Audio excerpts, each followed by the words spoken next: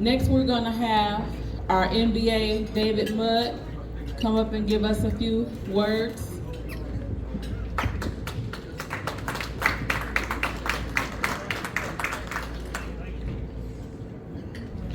Good afternoon. How's everybody doing? Everybody's trying to eat, so I'm going to mess with you while you're trying to eat. For those of you who don't know me, my name is David Mudd. I'm your current national business agent. I'm also a letter carrier out of Louisville, Kentucky. And I did pronounce that right. It's Louisville. We don't pronounce the S in there. But it's always a pleasure to come out to an event like this. And when I heard it was, Joe Galanka's 100-year birthday, I decided it'd be nice to come out and say hi to Joe. So, but anyways, thanks for letting me come out. Nice. Part of being a business agent for Region 6, we currently have 107 different branches that we represent within the region. And 2184 is one of those branches, but 107 different branches. We got over 20,000 active and retired members, and we currently have can vote on this next tentative agreement. We have about 12,400 members that can vote on this tentative agreement. And the one thing I will ask everyone to do is please vote. I don't care if you're voting yay, I don't care if you're voting nay, but vote on this contract. Now, what I will ask you to do before you vote is to please read it for yourself. Don't trust what somebody else tells you is a good contract or a bad contract, because every one of us is in a different position within the Postal Service and a different position with the NELC. I'm a Step P carrier. I've got 37 years of federal service in. I want to retire soon, right? And with 37 years in, guess what a Step P carrier gets in this contract? They get that extra $1,000. Every one of us will be a Step P at some point. What's important about that $1,000 for Step P carriers? That's what your high 3 salary is going to be based on when you go to retire. So for me, I might think that's a good thing. For you, if you're a Step C carrier, you may not like this contract. So please read it for yourself and vote for yourself. I'm not going to talk a whole lot about the different things in there, but there are a few things that I want to talk about. But I will ask you, everyone, to please read it for yourself. Don't trust what I tell you. Don't trust what somebody on social media tells you. Don't trust what the person who cases beside you, because we are all in different positions. Some of us in here on the overtime desire list, right? Some of us aren't. So some of us may think the contract's great. Some of us may think it's bad. What I will ask every one of us to do is please respect each other's decisions on how they vote. Don't be mad at someone else if they vote yay and you want to vote no, or if they vote no and you want to vote yay. We're all in a different position on it. We're all brothers and sisters at the end of the day. So being mad at each other about how they vote doesn't do any of us any good. There's too much of that crap going on in this country anyways right now. Being mad over with someone else just because we don't agree with their position on their thing. We just had an election in this country, right? My political agenda probably doesn't match a lot of the people's in here. I love my guns, right? I live out in the country. I like to go hunting. Some of you may not like guns, but that doesn't mean we can't respect each other's opinions on things. But coming down to this tentative agreement, everyone will get that's eligible to vote. Our active members that have been active for over 90 days will get a ballot in the mail. It will come with either a QR code, or it's going to come with a booklet, or there'll be language on the members only portal where you can actually go in there and read it for yourself. Please read it for yourself and make that decision, all right? A couple things in this contract that when I broke this contract down, I looked at things that I liked and things I didn't like. And I didn't negotiate the economic portion of this contract. There were some work rule subcommittees that I was on, and one of the things that I really love in this contract, and I'm going to get a sticker made that says I did that, was there's going to be a test on the multi-installation T6s. And that was an idea that me and a friend of mine, Ron, have had since we were just starting out with the Postal Service. And it comes from rural Kentucky. We have an area in our branch where we have an office that has 2 full-time city routes. And then 9 miles down the road, we have another office that has 3 full-time city routes. For anybody that have ever been in a small office like that, a lot of those carriers have to work every day of the week. They got to work 6 days a week because they have no T6. So on these multi-station, multi-installation T6, this test they're going to do, you got 2 routes in one office, 9 miles away you got 3 routes. We're going to put those together and test on having a T6. So each one of those 5 routes will have a dedicated T6 that can fill in on their day off, and those individuals aren't required to work 6 days a week. Also with that, we have somebody now that can become a T6 and get that 2.1% pay bump, maybe before they go to retire, and they want to get that high 3 added in there. So I always think that's a good thing. In addition to that, in some of these small offices, and you all are in a well-populated area here, you don't deal with it as much, but in a lot of our small offices, you have PTFs, because if you come in hired as a CCA, how many months do you get converted to career, right? 24 months. So you have people that are getting converted to PTF, and those individuals are older than the full-time employees in that office. So that PTF that's older than the full-time employees has to do what? They have to wait till somebody retires or dies to get a full-time position. And in some of these small offices, they may stay PTF for 10, 15, 20 years and never get the opportunity to take a full-time position. So with this multi-installation T6, we're looking at some of these PTFs. Maybe the senior individual wants to take the T6 position for that extra pay. Now the PTF can take a position and actually become a full-time employee instead of a part-time employee. So if that one works out and we get that written into the contract, then I'm going to get the sticker made up that says I did that. So, so there's a lot of good things, and there's some things that I'm not exactly happy with in there. But what I'm asking you to do is please read it for yourself. 1.3, I know it doesn't sound sexy to anybody. It doesn't have that wow factor when you hear what other unions are getting. I think one thing you have to consider is what are those other unions, the employers, the people they work for, how much money are they making? Are they working in a deficit or are they making a profit? And those are things that an arbitrator is going to consider. What I love about this whole decision is you all are doing the same thing that we do at the branch level and at the regional level every single day. We get cases come in all the time, and I know I've mentioned Walt's name on this before because we've had this issue before, outside of your own branch, 2184. There was a case that Walt was the advocate on, and management threw a pre-arb offer out there. Now, I think the case file asked for, and I probably have the numbers wrong, the case file asked for like $100,000 in remedy, and management threw out some number of $5,000 or $10,000, whatever it was. And, we make a decision in that individual case of, well, do we take that pre-arb or do we go to arbitration? And in this case, we said no to their low ball offer, and we went to arbitration, and we got nothing out of it. So that's a situation where you're like, well-intended, because we thought the case file could get more, but that arbitrator doesn't always give us what we think we're well-intended for. Do letter carriers deserve more than 1.3% raise? Yes, they do. I'll be the first to tell you that. Will an arbitrator give that to us? That's the question we have to ask ourselves, and that's what I really enjoy this discussion on it, because this is something we do every single day with arbitration cases. What are we going to get? What do we stand to lose? Something you need to think about arbitrators. What do arbitrators like? They like getting that paycheck for staying on that panel, all right? And arbitrators, when they like to stay on a panel, how do you stay on a panel as an arbitrator? You make both sides happy, which is what a negotiation is. It's a win-win for both parties, right? So are they going to give us everything that we want? Are they going to give the Postal Service everything the Postal Service wants? Most likely they are not going to give one side everything they want. So they're going to, I hate that phrase, split the baby, right? But they're going to give, I don't know where that came from. Joe's been around long enough. He can probably remember when that was written in. When it was written in the Bible, Joe could tell you about that. But I always hated that phrase because it sounded kind of, yeah. So the arbitrators are going to make both sides feel happy. They're going to try to give you both sides something that you can live with, and hopefully you're happy enough with to keep them on the panel. Now, hearing Brian Renfro talk about negotiations and on the economic package of it. The Postal Service came to the table with offering about $2 billion with a B dollars for this contract. About $2 billion. That's not a small chunk of change, $2 billion.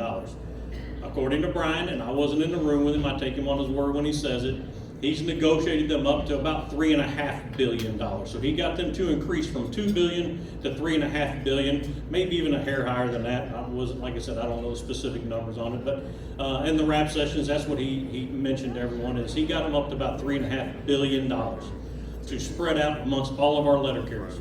And there's 200,000 active carriers out there, not to mention there are some retirees. If we keep back pay, and you were a retiree and you worked any time during this back pay period between May 20th of 2023 and today, if you worked any time during that time frame, retirees will get a portion of back pay for the hours they worked during that time frame. Now, if we go to arbitration, could we lose that? It is possible we could lose that. An arbitrator could say no back pay. Could the arbitrator take away our COLAs from us? They could definitely take our COLAs away from us. You think the Postal Service is going to argue for that? I think they'll definitely argue for it, because that's what's cost them so much money. Everybody remember the raise we got this last contract from the COLAs. Another thing they could look at doing, instead of taking the COLAs from us, they could go back to what they've done in some years past in contracts, is they could give us a lump sum COLA, which means we'd all get that money, but guess what that doesn't do? It doesn't add into your salary and keep that into your retirement. So just understand that, I'm not going to tell anyone to vote yes. I'm not going to tell you to vote no. Read it. Vote your heart. If you think it's great, vote yes. If you think it's poor, vote poor. But we have to live with the decisions we make. And if we go to arbitration and we get less, how many of us are going to say, oh crap, we messed up, right? So just think about it. There's always something to lose and there's always something to gain when we go to arbitration. Could an arbitrator give us more than 1.3? They could. Where do they take that money from? Postal Service got a decent argument when they talk about the money they lose. And I know some of that's their own damn fault. They don't comply with the contract. They paid out over $150 million in contract settlements, grievance settlements. That's their own damn fault, right? They've given their supervisors pay raises. That's their own damn fault, right? But is that something that the arbitrators are going to consider? I think an arbitrator will have to consider all that. But please read it for yourself and vote. And regardless of whether, if it gets rejected by the membership, there's a process for it. If you read our Constitution, it starts on page 52 of our Constitution, talks about how the contract is ratified or rejected, what the next step is. And I know Brian has talked about, there's some language in about doing a work stoppage. I don't think Brian's interested in doing a work stoppage, but I'm not going to speak for Brian. I think he would go back to the table and negotiate for the 15-day time frame that it calls for. I know Brian's told us at the RAP sessions, or told the members at the RAP session, there's about 0% chance of them wanting to increase anything. So I would assume after the 15 days, we would set arbitration dates and we'd go forward to arbitration. So just something to think about as well. Would we argue to get rid of the non-career positions? We'd argue to get rid of the non-career positions. This contract is currently set to expire in November of 2026, and we are currently in November of 2024. Guess what goes away? And for any person that was hired today as a CCA, guess what their position would be in November of 2026? They'd be a career employee. Because after 24 months, we convert our non-careers to career. We have that written into the current contract, that 24-month conversion. So if you're a non-career now, you will not be a non-career when this contract expires, whether or not it's ratified or we go to arbitration. So just something to think about. What do we gain? What do we lose? There's always something we can lose. There's always something we can gain. And I love the fact that we all are thinking, every one of our members right now is thinking the same thing that we go through every single day in the regional office is, what can we gain when we go to arbitration with this? What do we stand to lose? A lot of times it's a no-brainer. You got an employee who's on a removal. There's nothing really to think about. Let's go forward. Let's put our best case on and see what we can win. If it's money involved, there's always something we can lose in money, right? So the union might be asking for $100,000. Management may offer a $10,000 pre-arb. We shoot that down and we go forward and get nothing out of it, or we could go forward and get $100,000 out of it. So I just love the fact that we're all having to think the same way we do in the regional office about going to arbitration. And I'm back whatever you all decide. All right? So every one of us in a different position. Vote the way you want to and respect each other's votes. We got to quit treating each other so damn poorly. Right? That's management's job to treat us poorly, and then for you all to file the damn grievances to fix that. We treat each other in some of the worst. We complain when management says something to us, and what we do to each other is so much worse than what management does to us. And somehow we're okay with that. So we've got to start treating each other better. We've got to treat each other with dignity and respect. And we've got to respect each other's positions. You don't have to agree with me. I don't have to agree with you. I'm going to tell you my opinion on things. So if you want to talk to me about any other things in this contract, I'll be around throughout the evening. I will not be on the dance floor because I am a white boy, and you do not want to see me get up on this dance floor. So I think the gentleman back here with the St. Patrick's Day hair had a question. Go ahead, brother.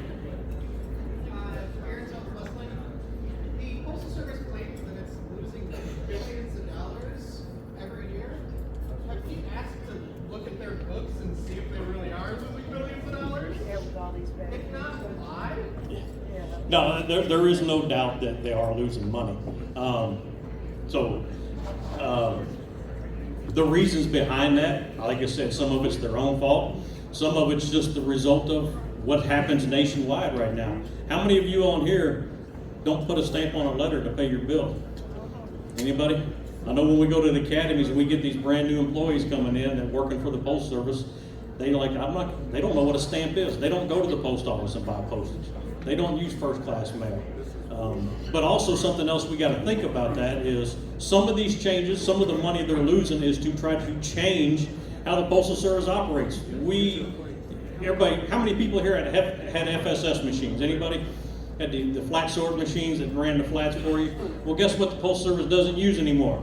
They don't use flat sort machines because that flat type mail has gone away. We got DPS to run our letter mail. But what do you all have more of now than you've ever had before? Spurs and parcels, right? So we have to change. The Postal Service has to change something. And some of us, we even fight against that kind of stuff. And we try to make the Postal Service say that they can't change anything. Well, how do you fix anything if you don't change something? If you need to change to be able to better sort parcels and spurs, the Postal Service has to change doing that. And then we push back against it every time they change something. So it's kind of a double-edged sword for us. But something has to give. The delivery model we currently have doesn't work anymore. Doesn't work for as you all know, so if you're an active carrier, you see it every single day. The delivery model they have does not work for the mail flow, the mail volume that we have right now. Something's going to have to change on that. So, but with that, I know I will quit talking unless anybody else has another question for me, but I will be around tonight if you have any other questions. But thank you for letting me bend your ear for a minute. Thank you for letting me get on my soapbox and tell you my opinion on some things. Please read it for yourself and vote. Hopefully the I know the one I looked at council meeting was about 115 pages long about the changes to this contract. Hopefully all that'll be out available for each one of you to read here shortly and make an educated decision on it. And whatever that decision is, that's what our Constitution calls for. We'll follow that. And hopefully if we have to go to arbitration, we get better than we got. If we get worse, then we need to seriously look at some of the things we think sometimes and go, well, maybe Brown was right. Maybe he did negotiate the best he could. But go ahead, ma'am. Her question was, do retirees get to vote? Retirees get no vote on the contract. It's only for active members, and they had to be active. So I think the Constitution says 90 days of not ratification, 90 days of the agreement on the tentative agreement. So there's a date that will pick out that if you were hired before that date. It's about 90 days from a couple weeks ago when this came out. So if you were hired before that date and you're an active employee, you'll get a ballot in the mail and get to vote. Retirees do not get to vote. However, if you work during that back pay period, you will get some back pay. So if you had any work hours, it will be calculated for us. Back pay comes with that. There are some good work rule changes. And remember the one that I said I did that's for the multi-station T6s. So I'm gonna get that sticker made up. Go ahead, Joe. But I have something in support of your encouragement of everyone to read that contract. Yeah, Joe wants to add a little bit, and he wants to speak on behalf of my opinion, on speaking for the contract. With that, I'm going to turn it over to Joe, let him echo my thoughts, and then with that, thank you all for letting me talk to you a few minutes. Thank you, David. One thing, our active members, got quite a few of you in here. You work with a whole lot more. Okay, we have about 900 active members in our branch. So all of you who are active, you work with them every day. Our stewards know, they've heard me say this 1,000 times, but it's 1,000 times more true each time. Management's greatest nightmare is an informed and educated letter carrier. You get a bonus if you read that contract. You learn more about the rules, the procedures, what management is getting away with that you didn't know they were getting away with, and everything else that happens on the work floor. So believe me, you want to terrify that abusive boss? Learn your rights. Learn what's in that contract. It's going to be there for you to read. Take the time to read it. Thank you. Thanks, Joe. And I do want to echo one thing that Joe said too. Is one thing that we've talked about doing, and I'll talk to Paul Varner about doing it at nationwide level, but I'm committed to even doing it at the local levels for us. Is whether this contract's ratified or whether we go to arbitration, we've got to do some joint training with management. Whether it's our DRTs that go out, we got to make sure all of our employees out there know the rules, as well as the local supervisors. If they choose not to follow it at the local level, at the supervisor level, then that's what our stewards are for, following those proper grievances. But one of the big changes in this contract is that if you do not want to exceed your work hour limits, the 12-hour and the 60 hours, if this was ratified, if you do not want to exceed those limits, you have the ability to put that mail down at the feet of the supervisor and say, see ya, I'll see you tomorrow. I'm not working over my 12 or my 60-hour limit. That puts it back on each and every single one of us as an individual letter carrier to make that decision. We have got to make sure everyone on the floor knows that right. They cannot force you, because there's a clause in there for our full-time employees. There's a clause in there that says you may not be disciplined for putting that mail on the ground. Right? Well, we've got to fix that mindset of, hey, if I work over 12, the union's going to file a grievance and they're going to get me this 400% escalating remedy that I've been getting. Now, if you exceed it, you're going to get the 50% remedy that's will actually be officially paid out through the system. It's going to be built into the tax system to pay you at the appropriate rate. If you volunteer to work over it, there is not going to be an escalating remedy on that. We've got to make sure all of our employees know that. So today, and that's a daily thing too. It's not a weekly or a quarterly thing. Today, I feel like working 14 hours. I'll take that 2 hours for you, boss. I'll work 14 hours. Tomorrow, I'll be like, you know what? I'm out tomorrow. I'm at my 60. Even though I worked 14 yesterday, now I'm at my 60. I'm out. See you. And they got to pay you for the remainder of the day and let you go home. We have got to make sure we are educating every single employee at the work floor level that that's their right now to walk away and they cannot be disciplined for it. And I know some of you say, well, management will discipline you anyways. Well, that's where we've got to step in and make sure they know, go ahead and discipline. It's all going to get thrown out and we'll get that taken care of. But we've got to get some joint training to make sure management understands any of these work rule changes as well as our own employees. Because like Joe said, knowledge is power. You read it for yourself and you make those informed decisions. So with that, I will shut up now. And good seeing you all. Thank you all.